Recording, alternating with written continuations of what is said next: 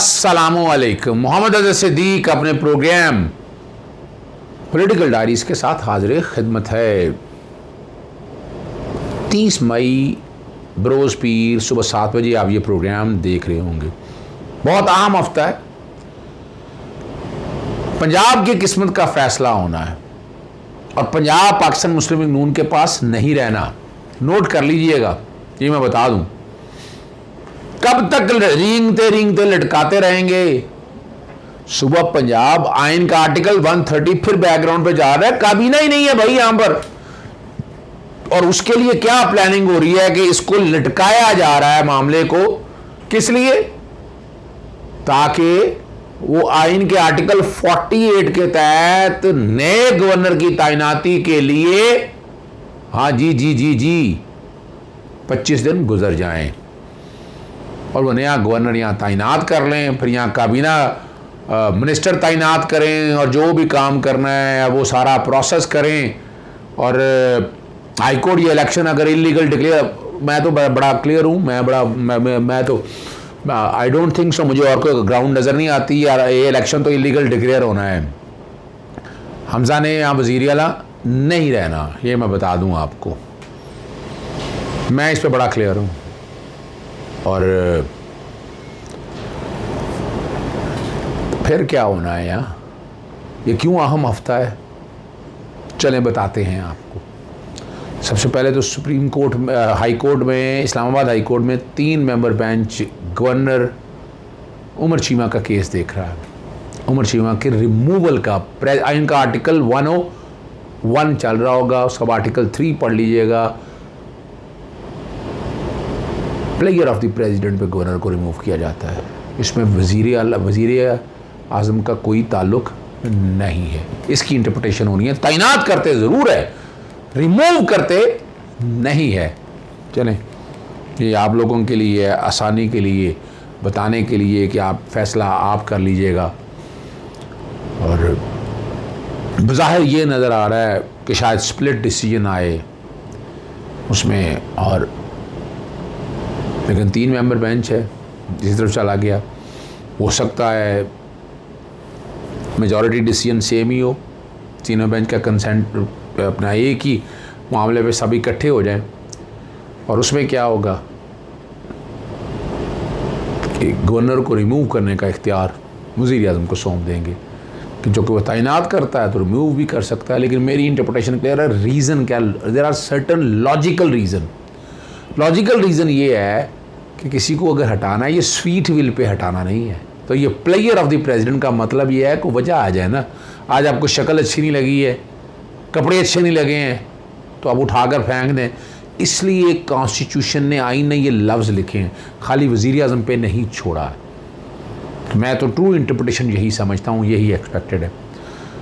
दूसरा, पीर वाला दिन बहुत अहम है। उस दिन एक तो मैंने बता दिया आपको पहले कि उस दिन समात है 5 मेंबर के नोटिफिकेशन जारी करने के हवाले से। बड़ी अहम समात है, कुछ ज़्यादा लंबा नहीं टाइम लगना चाहिए। फौरी फैसला मुतवक्को है उसमें। उम्मीद है कि आप आज नोटिस हो, लंबा काम ही कि नहीं, इलेक्शन कमीशन को सिर्फ फरीक बनाया, वो आगे जवाब दे और बात ख़त्म हो जाए। लेकिन दूसरा बड़ा जवाब सब ने फाइल कर दिए हैं, और वो क्या है? वो है वज़ीर आला का पूरा इलेक्शन, उसका नोटिफिकेशन, आर्टिकल 363A की इम्प्लीकेशन, सुप्रीम कोर्ट के फैसले का माजी से इतलाक होगा नहीं होगा, उसमें मैं फैसला चाह रहा हूँ 7 अप्रैल का। उसका लास्ट पैरा मैं चलाऊंगा, बाकी नहीं, पहला पैरा और लास्ट पैरा, ताकि आप समझ सके कि वहाँ लिखा हुआ आर्टिकल 63A के, देखिए, क्वालिफाई कर दिया सुप्रीम कोर्ट ने, तो वो डाल दें आप। लेकिन इसका इतलाक सुप्रीम को आर्टिकल 63A की इंटरप्रिटेशन की जो लिस्ट एंड भी थी ना जी, तो ये मेजर आर्गूमेंट रिट्रोस्पेक्टिविटी, माजी से इतलाक होना है। जवाब सारे में यही डिस्कस किया हुआ है, और हमने बताना है कि नहीं, इसका इतलाक माजी से होगा। पुराने इलेक्शन की बात नहीं हो रही, इस इलेक्शन से पहले ये मामला सब जुडिस था, before August supreme court of Pakistan. अगला जो दिन है वो उससे ज़्यादा अहम है। उस दिन लार्जर बेंच के सामने मैंने अपने आर्गूमेंट्स शुरू करने हैं, और उन आर्गूमेंट्स में क्या है, हलफ लेने के हवाले से बात हो रही है कि हलफ ले सकते हैं या नहीं ले सकते, उस हवाले से सारी गुफ्तगू होगी। जो 3 फैसले हैं हाई कोर्ट के, 2 चीफ जस्टिस जनाब मोहम्मद अमीर भट्टी साहब के, एक जस्टिस जवाद हसन का, कि क्या ऐसा फ़ैसला कर सकते हैं, क्या हाई कोर्ट अपने इख्तियारात इस तरह इस्तेमाल कर सकती है, उस पर तफसीली गुफ्तगू होगी। और उसमें मेरे आर्गूमेंट बड़े क्लियर हैं। मैं अदालत नहीं जमा मनफी कर सकती, अदालत नहीं नॉमिनेट कर सकती, अदालत का ये इख्तियार नहीं है, या पहले इंटरप्रिटेशन कर सकती कि अदालत कर सकती है, तो फिर आप चलते आगे। पहले इंटरप्रिटेशन आपको करनी पड़ेगी आपको, लेकिन आप ऐड और सब्ट्रैक्ट नहीं कर सकते। ये वो मामला है जो मैंने लार्जर बेंच मंगल वाले दिन बहस करूँगा। तो पीर वाले दिन अगर ये बहस शुरू हुई तो ज़्यादा लंबी बहस नहीं है, इट इज़ एक्सपेक्टेड, चले फ़र्ज़ करें पीर से मंगल पे चला जाएगा, लेकिन ये मामला ज़्यादा देर चलने वाला नहीं है। और वज़ारत आला जो है हमज़ा शरीफ से चली जाएगी, वो यकीनन आगे भागेंगे, सुप्रीम कोर्ट भागेंगे, भागते रहें, तो इंट्रा कोर्ट अपील करेंगे, करते रहें, लेकिन रूम नहीं है। और आर्टिकल 63A का जब आ चुका है तो आप वो मुस्तार लिए, धोखे से वोट लिए, मेजॉरिटी नहीं है ना आपके पास। जब मेजॉरिटी हो तो एक्सरसाइज करें अपना इख्तियार, जब मेजॉरिटी नहीं है तो फिर आप एक्सरसाइज नहीं कर सकते ये इख्तियार। मैं फिर बताता चलूं, नहीं कर सकते ये इख्तियार। और चलें, राजा अजहर को एयरपोर्ट से गिरफ़्तार कर लिया सिंध हाई कोर्ट में, उन्होंने गिरफ़्तारी के ख़िलाफ़ दरख्वास्त दायर कर दी है। अफसरान के ख़िलाफ़ इंक्वायरी की इस्तदा की गई है कि आज़ादी मार्च में शिरकत से रोकने के लिए एयरपोर्ट अहाते से गिरफ़्तार किया गया, एयरपोर्ट अहाते से गिरफ़्तार नहीं कर सकते। ये आर्गूमेंट्स हैं उन सब के। और मेरी गिरफ़्तारी और FIR में मुमकिन शमूलियत से रोका जाए, ये उनके कहने। दूसरा मामला जो है ना, मैंने किसी और नुक्ता नज़र से बात करनी है। वज़ीर-ए-आज़म का जो मनी लॉन्ड्रिंग का केस है उसमें मैं तफसीली बात कर चुका हूँ। 4 जून तक अबूरी ज़मानत में तौसी हो गई है। हमज़ा शहबाज शरीफ के आर्गूमेंट कंप्लीट हो गए हैं उसके वकला के, और हमज़ा शरीफ ने वो मोहलत तलब कर ली है, ठीक है ना जी। और वहाँ जो है ना, वहाँ से आप समझ सकते हैं कि केस की नौइयत क्या है। इस केस के अंदर जब बहस शुरू हुई है और वहाँ सरकारी वसाइल इस्तेमाल करने के हवाले से मुकदमात बनाए गए हैं, वो ये कहते हैं कोई शहादत मौजूद नहीं है, ज़ाती मुखादत के लिए अरबों रुपया आया है, वो भाई कहाँ से आया है? वो ना आपकी इनकम टैक्स रिटर्नों में है, ना सोर्सेज हैं आपके पास, मनी लॉन्ड्रिंग हुई है, रिकॉर्ड के ऊपर है, ओपन एंड शट केस है, ठीक है ना जी। और सियासी गुफ्तगू आप करते रहें, और कमाल की बात है बिजली चली गई केस के दौरान। और साथ ही साहब का क्या लाइट को क्या हो गया, एक्शन को बुलाओ और लाइट का पूछा जाए क्यों बंद हुई है, फिर कुछ टाइम बाद बहाल हो गई। यानी ये हाल है हमारे यहाँ एडमिनिस्ट्रेशन का। सेंट्रल कोर्ट है FIA का, वहाँ ये सारे दलाइल हुए, ठीक है ना जी। और वो रोस्टरम पे फिर वही तरीक़ाकार है। शौक़ बड़ा है ना इस तरह की गुफ्तगू करने का, रोस्टरम पे आ जाना और आगे कहना सफरी अखराजात जेब से लगे, और मेरे बच्चों की शुगर मिल थी, मेरे पास एक समरी आई कि शुगर की पैदावार बढ़ गई है, इसको हमें एक्सपोर्ट की जाए, और कहा गया कि 15 रुपये सब्सिडी दी जाए। फैसले से मेरे भाई और मेरे चाचा और रिश्तेदारों के मुल्ज़िम को 2 अरब रुपये का नुकसान हुआ। बेवकूफ़ बनाना ना, ये बेहतरीन मास्टर हैं, इतना झूठ बोलो कि सच लगे, और ये ना समझें कि मैंने अपने मुंह से मियाँ मिट्टू बन रहा हूँ। यानी आप क्या, यानी मैं तो हैरान हूँ जज साहब इन्हें क्यों इजाज़त देते हैं रोस्टरम पे इस तरह की सियासी गुफ्तगू करने का। कहीं और कर लें, और ये रुकना चाहिए। ये मजाक बना लिया इन्होंने, जब दिल करता रोस्टर पे आके गुफ्तगू वहाँ मैदान लगा लेते हैं इस बात का। और ये तौहीन अदालत का ज़िम्मे भी आता है, जज साहब की मर्जी है तौहीन अदालत के खिलाफ करनी है या नहीं करनी, ठीक है ना जी। और इसी तरह का है जी। और वहाँ अपना वही बातें, मेरा लाखों रुपए का नुकसान हुआ, फिर वो कहने लगे अगर मुझे इजाज़त दे दें तो मैं चला जाऊँ। इजाज़त जाने की इजाज़त दे दी और हमज़ा शरीफ भी चले गए।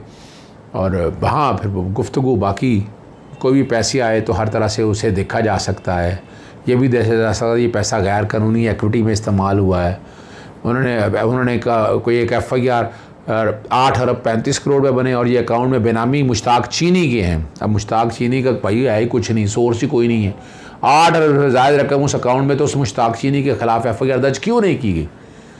मुश्ताक ही नहीं आपका फ्रंट मैन है और FI की इंक्वायरी में ये साबित हो चुकी है, ठीक है ना जी। और वो पब्लिक ऑफिस होल्डर नहीं है, वो उसका तो ताल्लुक ही नहीं है। मुश्ताक चीनी तो आपका फ्रंट मैन है, वो कह चुका है 4 अरब 10 साल मुख्तलिफ अकाउंट में ट्रांसफ़र करें तो एक अकाउंट में 4 अरब रह सकते हैं। ये क्या बात है जी। सरकारी वसाइल इस्तेमाल करके मुकदमात बनाए गए। आप तो तैयार तो इस मुकदमात को ख़त्म करने की कोशिश कर रहे थे कि इसको ख़त्म कर दिया जाए। अब जहाँ सारी बातें आप लोगों के सामने मौजूद है, सियासी तौर पर बताने की कोशिश की और अब वो जजमेंट पेश की, ख्वाजा साद रफ़ी की क्या ताल्लुक़ है, वो ज़मानत की बातें हैं। मेरिट पे आएँ, ट्रायल पे चलाएँ इस केस को, डे टू डे ट्रायल करें इसका, और दूध का दूध और पानी का पानी हो जाएगा। नज़र आ जाएगा कि अरबों रुपए में आपने क्या किया है। मकसूद चपड़ासी ने किया है या बाकी ने किया क्या इस अकाउंट में। वो इनकम टैक्स की रिटर्न ही शो करा देना क्या आपके पास इतने ज़राए थे। ये हैं वो ज़राए। मुझे फिर याद आ जाता है, चले मैं ले चलता हूँ, मैं इस ख़ानदान के बारे में आप बार बार वो सुनना चाहते हैं ना। मेरी सेंट्रल लंदन क्या पूरे पाकिस्तान में जा रही, कौन कहती थी? मरियम कहती थी। और हसन हुसैन और हसन नवाज़ क्या कहते थे, नवाज़ शरीफ क्या कहते थे। ये हैं वो ज़राए। सिर्फ बताना है, कोई ज़राए नहीं है। आज भी तकाज़ा है पिछले 20 साल की इनकम टैक्स रिटर्न है और वेल स्टेडियम में कौमसा के सामने रख दें और जस्टिफाई कर लें। आप तो जस्टिफाई भी नहीं कर सकते, आपके पास तो कुछ है ही नहीं जो जस्टिफाई आप कर सकें इन चीज़ों को। Various Swiss and offshore companies. Well, these are things which, comes up every time there is a crisis in Pakistan. These are not new. Why don't people who are actually blaming us for that go to the courts and prove it? But do you know who owns the flat that you're living in? Well, that is not the question right now. Why not? But it's the question I'm asking you. Do you know who owns the flat? Well, it's on a rent. I'm living on a rent basis which comes from every quarter from Pakistan. You're And, renting it personally, or the money comes from The Pakistan? money comes from Pakistan. From who? From your father? Not my father. Actually, we have a family business back in Pakistan, which is not been built up by my father overnight. It was built up by my grandfather for the last 50 years since the independence of India and Pakistan. Do you know who owns the flat that you live in? Well, actually, I'm not the right person to. But you live ask there. It doesn't matter. Don't I'm you not know earning. who I'm it's not earning. rented from? I'm just like any other student living with his parents. I doesn't necessarily has to know about what the facts and who owns the flat and who pays for the rents and who pays for my living. But would it interest you to know that the flat is apparently owned by 2 offshore companies called Nielsen Enterprises Limited and Nesco Limited, both registered in the British Virgin Islands and managed by a company in Switzerland? I've got nothing to say about it. I'm absolutely ignorant. What can I say?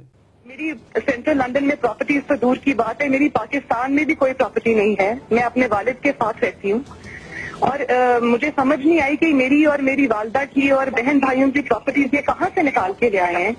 ये अगर इस बात को proof करते हैं तो मैं आप जो भी मैं मानने को तैयार हूँ कि ठीक है कि ये जो बिल्कुल कह रहे हैं सही कह रहे हैं, लेकिन इनकी मुझे मैं इस बात को तस्लीम करता हूँ कि अल्हम्दुलिल्लाह पाक लेन के ऊपर जो अपार्टमेंट्स हैं वो अल्हम्दुलिल्लाह हमारे हैं और वो एक ट्रस्ट के तहत हैं और उनको होल्ड करनी है इस वक्त मरियम नवाज शरीफ मेरी हमशीरा जो है। जनाब स्पीकर, दुबई और जद्दा की फैक्ट्रियों के हवाले से तमाम रिकॉर्ड और दस्तावेज मौजूद हैं। हजूर, ये हैं वो जराए और वसाइल जिनसे लंदन के फ्लैट्स खरीदे गए।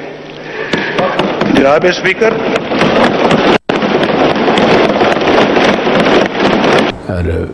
मेरिट पे अगर सारा कुछ गया, अगर सुप्रीम कोर्ट इस मामले को टेकअप ना करती तो कुछ नहीं हो सकता था आप लोगों का। आप तो अब तक दरखास्तें दे के प्रोसिक्यूटर लगा के सब बरी हो चुके होते। प्रोग्राम ख़त्म करने से पहले डॉक्टर मोहित मीरा से मेरी गुफ्तगू हुई, ज़रा वो सुन लीजिएगा। अगर टाइम बचा तो आखिर में मेरा दिल बड़ा करता है, अगर प्रोग्राम ज़्यादा लंबा ना हुआ, पहले मोहित मीरा सुनिएगा, फिर आप सुनिए। वो बच्चे ने एक बहुत खूबसूरत सवाल किया, ये पुराना है एक क्लिप, लेकिन आपके मौजूदा हालात में बहुत फिट आता है। अगर टाइम ज़्यादा ना लगा तो फिर ज़रूर चलाइएगा मेरी टीम और आप देख सकिएगा। सर इसका लीगल कवर क्या है? बहुत शुक्रिया डॉक्टर साहब। बुनियादी तौर पर आज मैं पहले आज पता चलूं, लाहौर हाई कोर्ट में आईनी दरखास्तें दायर की थी। आज लाहौर हाई कोर्ट के जस्टिस चौधरी अब्दुल अजीज ने रात को ये चादर चाहदेवारी की पामाली को और किसी तरह के इस काम को रोक दिया, रेस्ट्रेन कर दिया है। आज अदालत को यही बताया और बुनियादी तौर पर ये बताया, देखिए ना, फंडामेंटल राइट है आपका, article 15 right to move, article 15 right to assembly, article 17 right to association, ये बुनियादी हक है। पीछे हम दौर में देखते आए हैं, यहाँ तक तो लॉन्ग मार्च पहले भी होते रहे। जब होते रहे अदालतों ने बाकायदा इनको रेगुलेट करने का भी कहा, लेकिन किसी ने ये रोका नहीं, किसी ने ये बैन नहीं किया। ये जो अब सरेआम खुले आके कह रहे हैं किसी को आने नहीं देंगे, ये तो खुद आईने पाकिस्तान की certain provision they are violating it, और इनको किसी कानून में इस तरह की बात नहीं।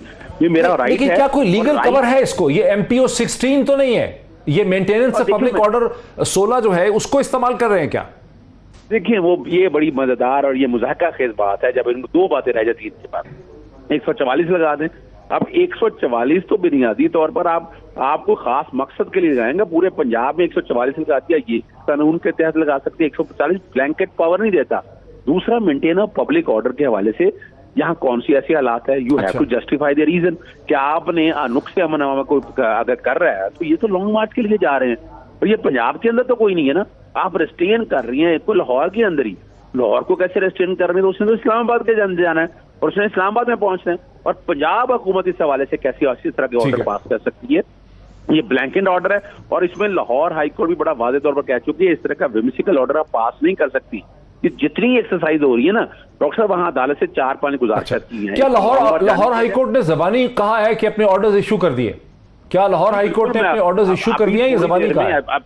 अभी थोड़ी देर के अंदर वहां मेरे ऑफिस स्टाफ बैठा हुआ है, बाकायदा जर्नलिस्ट की मौजूदगी में ये ऑर्डर एक दफा नहीं, मैंने 2-3 दफा इस हवाले से कि रात के अंधेरे, क्योंकि हमने एग्जाम्पल दे दी ना कि हमाद साहब के साथ क्या हुआ, डॉक्टर यास्मीन राशिद क्या हुआ, डॉक्टर नासरा जावेद इकबाल के वलीद इकबाल के घर क्या हुआ, और कई हमने मिसालें बड़ी वाज़ेह तौर पर दी। हम सब इस हद तक नहीं रहे हैं। जहां तक कंटेनर उठाने की, रास्ते खुलवाने की, वो हमने सुबह बात की थी कि आज आप सुबह बुलवा लें, वो जस्टिफाई करें कैसे हो सकते हैं। पेट्रोल पंपों से पेट्रोल खत्म करा रहे हैं, मोबाइल सिग्नल वो बंद कराने की बातें कर रहे हैं, इंटरनेट वो आप खत्म करने की बातें कर रहे हैं। यानी कर क्या रहे हैं आप? ये तो सिंपल सा एक आजादी मार्च की बातें हो रही है, वहां जाके इकट्ठे होना है अपना। और आज तक तहरीक इंसाफ के हवाले से कोई बता दे, कोई डंडे छोड़े, आपने जमीयत उलमा इस्लाम के हवाले से मामला देखा, आपने तहरीक लबैक पाकिस्तान के हवाले से आपने मामला सारे देखा। सर मैं बड़ा दुख और अफसोस होता है, मैं पहले गुफ्तगू सुन रहा था, मुझे बड़ी हैरानगी हुई कि जनाब वो अपना हमजा को अदालत जेल में रखा। अच्छा वो मेरा क्या क्रिमिनल को बाहर छोड़ दिया जाए, करप्ट आदमियों को जेलों से बाहर छोड़ दिया जाए? यानी वो आप बुनियाद बनाए इस बुनियाद पर कि उनको वो तो नैब के केसेस में या एंटी करप्शन के केसेस में अंदर आप उसको बैठ के इस मामले के साथ जोड़े बैठकर अफसोस कर। देखिए मैं मेरी एक बात तो सुना करें, आप में तो हिम्मत ही नहीं है बर्दाश्त करने की। जवाब तो ले लिया करें ना, आप बात बैठ के गलत करें, कानून की इंटरप्रिटेशन गलत करें। भाई वो अदालतों ने भेजा था, वो अदालत ने भेजा है, वो किसी गवर्नमेंट ने नहीं भेजा है। अदालतों ने भेजा था, तो अदालतों ने ये भी कानून के तहत हो रहा है, ये भी 16 MPO के तहत हो रहा है। मुल्जिम कह सकते हैं, मेरे ख्याल में मुजरिम ना देखे ना, बड़ी सीरियस सी बात है। नहीं इनसे कहें अपने अल्फाज की इस्तेमाल किया करें, आप जरा पेशा हुई है। आईने पाकिस्तान 1973 बड़ा वाज़ेह है, आप आइन की अब मामला छोड़ देना, इनके पास तो है नहीं, इन्होंने तो कुछ करना। अब मामला अदालतों में है, अदालत देख लेंगे। अच्छा, अदालत रोक ही नहीं सकती है इस तरह के मामला को। अदालत यहाँ टाइम, हाँ मैं ये पीटीआई के नुमाइंदे हैं, लॉयर हैं, आप मुझे बताएं। मैं आपको मैक्सिमम टाइम दिया, मैं फिर ये बड़ा दुख और अफसोस होता है अगर आइन और कानून किसी को पता नहीं है तो मैं क्या कर सकता हूँ। डॉक्टर अफनान, तो मैं आईने पाकिस्तान उर्दू अंग्रेजी किसी को भेज दो तो ठीक है। आ गया सर, मैं हो गया भाई। आप पीटीआई के नुमाइंदे बने, बात सुनिएगा, आप लॉयर हैं नहीं। पूरे पाकिस्तान पे नहीं लगा सकते आप, पूरे आप पंजाब में नहीं लगा सकते आप। आपसे लीगल ओपिनियन मांगी है, 15, 20 पॉलिटिकल बात करना शुरू कर रहे हैं। अपराध पकड़ सकते हैं। किसने कह दिया कि 16 एमपीओ में अब पूरा पाकिस्तान बंद कर दें? आप खुदा रहा भाई, क्या हो गया आप लोगों को? अच्छा, मैं पॉलिटिकल बात करेंगे की तरफ भी आप लीगल बात करें ना, ये कहते हैं मैं कानूनी बात कर रहा हूँ। मुझे कानून पे रहने दें, कानून आपसे बेहतर समझता हूँ, आपके लीडरों से बेहतर समझता हूँ, आप सियासी बात आपके बोकरा से बेहतर समझता हूँ। हम चाहते हैं कि लोगों को समझ आ सके, काम कर सकती है। ओहो, मैं बात बता रहा हूँ, मुझे ये बता दें कितनों का करेंगे और 10 करोड़ लोगों का करेंगे या 12 करोड़? सुबह सुप्रीम कोर्ट का 3 रुकनी बेंच जो जस्टिस इजाजुल हसन हेड कर रहे हैं, जस्टिस मुनीब अख्तर और जस्टिस सईद मुज़ाहिर अली अकबर नकवी साहब, इस्लामाबाद हाईकोर्ट बार ने एक पिटीशन दायर की इसी इशू के ऊपर, एनफोर्समेंट ऑफ फंडामेंटल राइट के ऊपर। वो भी इस मामले को टेकअप कर रही है और ये rest sure about it, supreme court ये जिस तरह अब चादर और चार दीवारी की पामाली हुई है, जिस तरह वो पार्लियामेंटेरियन, यानी आप आम आदमी को छोड़े ना, पार्लियामेंटेरियन को अरेस्ट भी करना है तो स्पीकर से इजाजत लिए बगैर नहीं कर सकते। और रिसेंट जजमेंट इस्लामाबाद हाईकोर्ट का आ चुका है और उसमें बड़ा शीरी मजारी के केस और बड़ा वाज़ेह तौर पर अदालत ने कह दिया, अब तो कोई डाउट रह नहीं गया है। और ये जो कुछ भी हो रहा है, मैं से हैरान हो रहा हूँ, इसमें डरने की क्या बात है भाई?